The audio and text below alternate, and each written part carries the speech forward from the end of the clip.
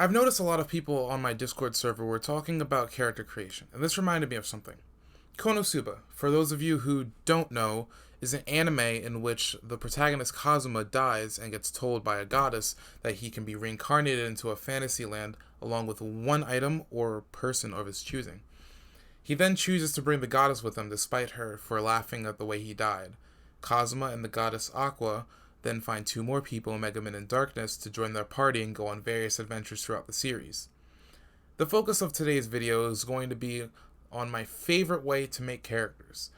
In Konosuba, each of the four main characters are given a personality trait, and that trait is cranked up to 1000. Kazuma is a degenerate. Megumin is obsessed with being/looking cool and explosion magic. Darkness is a masochist with terrible aim, and Aqua is a crybaby. The simpler the trait, the better it will work. In Konosuba, this is used generally for the purpose of humor, but it can go much further than that. That being said, it does its job of being humorous very well.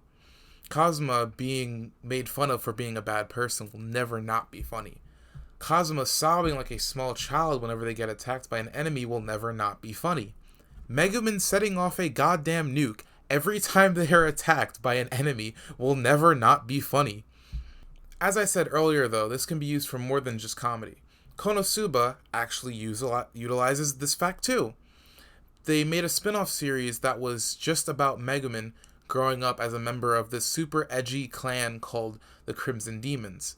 An entirely new story came off of this one concept that was created and made as a separate series. This is what I mean by the simpler the better. If the concept is simple, it will have more of an impact when hyper-exaggerated and it will be easier to expand on. Another thing that Konosuba excels at is character dynamics, or how each character complements each other in the story.